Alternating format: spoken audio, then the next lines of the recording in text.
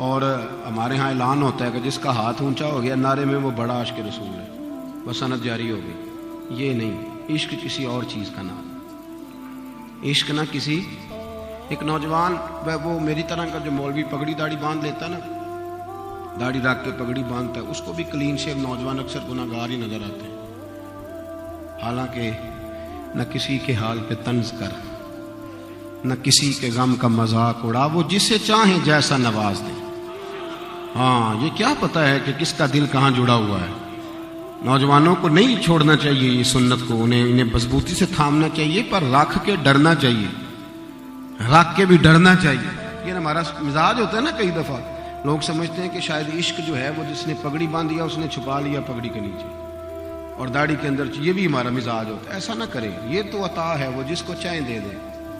میں صحیح کہہ رہا ہوں، جس کو چاہیں۔ میں نے جمعہ پڑھایا، عظمت مدینہ پہ تقریر کری، کچھ تقریریں کر کے بندے کو خود بھی بڑا مزہ آتا ہے، مجھے بھی بڑا سرور آیا۔ ہماری مسجد کی بیسمنٹ ہے، ایک نوجوان بالکل کلین شیپ سادہ آدمی کہنے لگا پیر صاحب ایک ضروری بات کرنی ہے، اور اس کے چہرے میں نا تاثرات اس طرح کے تھے کہ میں نے کہا کہ پتہ نہیں کیا پریشانی ہے۔ کہنے لگا ذرا سنیں۔ میں نیچے بیسمنٹ میں لے گیا، میں نے کہا بیٹے کہیے۔ وہ رو پڑا اور اس طرح رویا کہ اس کی ہچکیاں بند گئی، اور وہ بات کرتا نا، کبھی دکھ بڑا گہرا ہوتا ہے تو بندے کے لفظ ساتھ نہیں دیتے، تڑپ اٹھا۔ میں نے کہا یار آپ بتائیں، میرے لائق جو حکم ہوگا میں کروں گا۔ تو کھول کے رویا، کہنے لگا حضرت صاحب یہ دسو قرضہ چوک کے عمرہ کرنا جائز ہے؟ اب نہیں مجھ سے رہا جاتا حضور، میں مقروض آدمی ہوں، غریب ہوں، تنگ دست ہوں، مجبور ہوں، لیکن لوگ مدینے جاتے ہیں تو میری بس ہو گئی، بڑا روتا ہوں، مجھے بتاؤ قرضے سے عمرہ ہو۔ میں نے کہا یار جب اتنا درد ہونا تو ویسے ہی وہ بلا لیا کر دے، ویسے ہی کرم ہو جاتا، اس پہ کرم ہو گیا، اللہ نے کوئی ذریعہ بنایا، وہ چلا گیا، وہ ہو آیا۔ وہ کب کی بات تھی، وہ کب سے ہو آیا۔ آپ یقین کریں کئی دفعہ بڑی تقریروں سے وہ کیفیت طاری نہیں ہوتی جو کسی بندے کی ملاقات سے ہو جاتی ہے۔ میں اسے مل کے آیا تو ساری رات میں بھی روتا رہا۔ میں نے کہا یار کمال نہیں ہو گئی، کیا اس کا نظریہ ہے، کیا اس کا ذوق ہے۔ کہاں بیٹھ کے یہ شخص دیکھو نا یار، مجھے ایک صاحب کہنے لگے کہ یہ جو حضور نے فرمایا اپنی اولاد کو محبت رسول سکھاؤ تو کیسے سکھائیں؟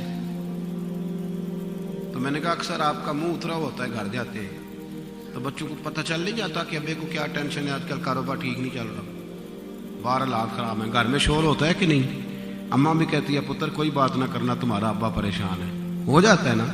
تو میں نے کہا میری سمجھ میں تو یہ آیا ہے کہ کبھی کبھی ابا رضائی میں رونے لگے، اور جب اس کی ہچکیاں بن جائیں تو بچے پوچھیں کہ اماں جی ابا جی کو کیا ہے، تو اماں کے پتر چپ کرو، تمہارے والی بات نہیں، اماں بتائیں تو صحیح۔ تو پھر اماں کہے پتر تمہارے والد کو نا مصطفیٰ کا مدینہ یاد آ، انہیں نا درد ہے وہ کیفی۔ اس سے بچے محبت سیکھیں گے، اس سے ان کے دلوں میں شعور آئے گا، انہیں پتہ چلے کہ ہم نے نا یار کبھی تیرا میرا بچہ ضد کرے، وہ ضد کرے کہ نہیں جیسے مرضی کرے، میں نے میلاد کے دن لائٹیں لگوانی ہے، وہ ضد کرے، اسے پتہ ہو کہ یہ بڑا قیمتی کام ہے۔ یہ والی ضد جب وہ کرے تو پھر اس پر شفقت کا دروازہ کھول دے کہ یار یہ تو تیری ضد بڑی مزیدار ہے، یہ تو روز کیا کر، اس کا تو مزہ ہے۔ نبی کریم کا ادب، حضور کا پیار، صحابہ کرام کی غلامی، اہل بیت نبوت کا احترام، ان لوگوں کے ساتھ مضبوطی۔ درود و سلام پڑھنا تو ذرا ذائقہ لے لے کے پڑھنا، ذرا مزے کے ساتھ۔ یار آپ درود تاج سنتے ہیں کبھی؟ ایک دفعہ میرے کہنے پہ بھی سننا آج، آپ یقین کریں کہ وہ درود شریف ایسا ہے کہ چسکا لے لے کے پڑھنے کو دل کرتا ہے جی۔ صاحب التاج والمیراج والبراق والعلم، اور دیکھیں جب حضور کا نام اسمہ مقدس معطر مطہر منور فی البیت، آپ اس کا مزہ تو لینا کبھی، ہم نہ خالی پڑھ کے گزر جاتے ہیں۔ کچھ لوگوں کو شکوہ بھی ہوتا ہے، ختم شریف تھا تو آپ کو پتہ ہے نا ہمارے لوگ کئی دفعہ نہیں خیال کرتے، وہ لوگ کہہ رہے ہوتے ہیں کہ ان مولویوں دے قابو آئے ہیں تو انہیں پتہ نہیں کڑے لے جان چھڑن گے، نہیں خیال کرتے، کرنا چاہیے، کسی نے ڈیوٹی پہ جانا ہے۔ کل شریف پہ اکثر لوگ اس طرح کرتے۔ تو میرے ساتھ ایک دوست بیٹھے تھے تو ایک صاحب نے نا، وہ گھر والے کہہ رہے ہیں کہ جلدی کریں، انہوں نے خیر سے درود تاج شروع کر دیا۔ اب وہ کر دیا تو اب کوئی روک بھی نہیں نہ سکتا، مسئلہ بن جاتا ہے۔ تو تو ساتھ والے میرے صاحب کہنے لگے کہ حضرت صاحب اس کو سمجھائیں. چلے کچھ چھوٹا پڑھ لیتا, درود تاج شروع کر لیا. تو میں نے کہا اس طرح کرو, اب اس نے شروع تو کر ہی لیا ہے, تو اب اعتراض کرنے کی بجائے مزہ نہ لینا شروع کر دیں تاکہ ہمیں بھی اجر ملے, ہمیں بھی سکون ملے, اس کا مزہ لیں. سرکار کی جو شانیں ہیں, حضور کی جو صفتیں ہیں, نبی پاک کے جو کمالات ہیں. دیکھو جب ایمرجنسی ہوتی ہے نا تو اس میں آداب نہیں یاد رہتے. ہمارا بھی کوئی نہ کوئی تقیہ کلام ہوتا ہے, اللہ کرے ماشاءاللہ الحمدللہ ہمارا تقیہ کلام ہو, لیکن کوئی نہ کوئی تقیہ کلام ہمیں نہیں پتہ ہوتا, لیکن ہمارا کوئی نہ کوئی ہوتا ہے کہ نہیں ہوتا. کوئی نہ کوئی تقیہ کلام ہمارا. صحابہ کا ایک مشترکہ تقیہ کلام کیا تھا بلا؟ فدا کا ابی و امی یا رسول اللہ, یا رسول اللہ میری ماں بھی قربان ہو, میرا باپ بھی قربان. یہ تقیہ کلام تھا. فدا کا روحی و قلبی یا رسول اللہ, حضور میرا دل بھی قربان, میری روح بھی قربان. یہ جب ایمرجنسی ہوتی ہے تو اس میں القاب یاد نہیں رہتے. میرے جو کپڑے کو پیچھے آگ لگ گئی, کرتے کو, تو میرے ایک مرید ہیں, انہوں نے کہا جناب مفکر ملت, شیخ طریقت, آفتاب علم فضل, فلاں فلاں. اتنی دیر میں آگ یہاں تک پہنچ گئی. تو اب اس کو کہا جائے گا پاگل سیدھا کہے کہ مولانا آگ لگ گئی, اور پیر صاحب آگ لگی آپ کے کپڑوں کو. میری بات کی سمجھ آ رہی ہے؟ ایمرجنسی میں ہلکا بات نہیں لینی چاہیے, سیدھی سیدھی بات کریں کہ صاحب وہ آگ آگ آگ, کپڑے بچائیے, یہی کہنا چاہیے نا. غار ثور کے اندر جناب صدیق اکبر, ان کے پیر کو نہ ڈنگ مارا ہے سانپ نے. سچی بات بتانا, سچی. اگر سانپ آ جائے تو میرا خیال ہے کہ محفل کیا, جلسہ کیا, کوئی شے نہیں یاد رہے گی. درم برم ہو جاتا ہوں, سانپ سانپ سانپ, اور بڑے بڑے سیانے بندے کانپنے لگتے. سانپ جو آ گئے وہ ڈنگ مار رہا ہے. جناب صدیق اکبر کو اتنی تکلیف ہوئی کہ آنسو نکل آئے. حضور نے پوچھا ابو بکر کیا ہوا؟ یہ نہیں کہا سانپ سانپ سانپ, یہ نہیں فرمایا. عرض کرنے لگے فدا کا ابی و امی یا رسول اللہ, سونے میری اماں قربان, میرا ابا قربان. فدا کا ابی و روحی یا رسول اللہ, حضور میرا دل قربان, میری جان. حضور نے فرمایا بول تو صحیح, ہوا کہ حضور کچھ بھی نہیں, وہ ذرا سانپ نے ڈس لیا ہے. اتنی ایمرجنسی میں وہ لوگ نہیں بھولتے, اتنی پریشانی میں بھی نبی پاک کے آداب بھولتے ایک منٹ کے لیے انہیں فرق نہیں. اور ایسی باتیں جن کا حضور نے حکم بھی نہیں دیا. ایک صحابی تھے حضرت اسلح بن شریک نام تھا, بس بات سمیٹنے لگا.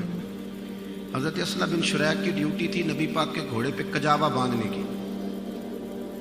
کجاوا باندھتے تھے. ایک دن نبی پاک صلی اللہ علیہ وسلم, اور پھر حضور سے پوچھ لیتے تھے سفر کب کرنا ہے. ایک دن سرکار نے فرمایا صبح صبح جاؤں گا. تو صبح نماز پڑھی تو گھوڑا تیار تھا, کجاوا وغیرہ لگامیں گھوڑے کو لگی ہوئی تھی. سرکار بیٹھے تشریف لے گئے. واپس آئے, حضور نے بلا لیا. حضرت اسلح بن شریک حاضر ہوئے. غلامی سارے کرتے ہیں, پر غلامی اس کی مزیدار جس کی قبول ہو جائے. دیکھو قبولیت. حضور نے فرمایا ادھر آؤ نا. حاضر ہوئے تو نبی کریم نے فرمایا آج گھوڑے پہ کجاوا تم نے نہیں باندھا. رو پڑے, کہنے لگے حضور میں قربان جاؤں, آپ کو پتہ ہے یہ میرے نہیں باندھا. اتنا خیال فرماتے ہو, اتنا کرم. فرمایا تیرا سٹائل تو اب مجھے پتہ ہے نا, تو نے نہیں باندھا. عرض کی یا رسول اللہ سنے, حضور میری گزارش سنے. فرمایا کہو. عرض کی حضور صبح میں اٹھا تھا نا تو میرے اوپر غسل فرض تھا. یا رسول اللہ صلی اللہ علیہ وسلم اگر میں غسل کرتا, موسم ٹھنڈا تھا, یا بیمار ہو جاتا, اور پھر حضور اگر غسل کرتا تو آپ کا حکم ماننے میں دیر ہو جاتی, تو یا رسول اللہ یہ میں گوارا نہیں کرتا کہ میں نے غسل کرنا ہو اور اسی ناپاکی کی حالت میں آپ کے گھوڑے کو ہاتھ لگاؤں اور گھوڑے کے کجاوے کو ہاتھ لگاؤں. اے عشق تیرے صدقے. یعنی آپ اندازہ کریں کہ اس ادب کا کہیں حکم نہیں ہے کہ تم گھوڑے کو بھی غسل کر کے وضو کر کے ہاتھ لگاؤ. پر صحابی کا کہتے حضور آپ کے گھوڑے کے کجاوے کو بھی میں نے کبھی بغیر غسلے, تو حضور پھر میں نے کسی اور کی ڈیوٹی لگائی. آج انہوں نے باندھا ہے. میرے رسول کریم صلی اللہ علیہ وسلم نے فرمایا تیرا باندھنا ہمیں ذرا بھلا لگتا ہے. دوستو آداب, پیار, محبت, وارفتگی. میں نے ایک قول پڑھا حضور غوث پاک کا اس سال 11ویں کے موقع پر.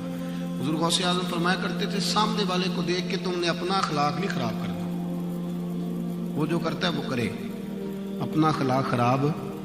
لوگ آپ کو بڑے بڑے مشورے دیں گے کہ چھوڑو یار آپ تعلیم پہ عمل کرو, لیکن انہیں بتاؤ کہ جب تک پیار نہیں ہوتا عمل کا بھی مزہ نہیں آتا. جب تک وارفتگی نہیں ہوتی تب تک معاملات آگے چلتے نہیں. اس لیے محبت کریں. اس کا طریقہ یہ ہے کہ درود و سلام کھول کے پڑھیں.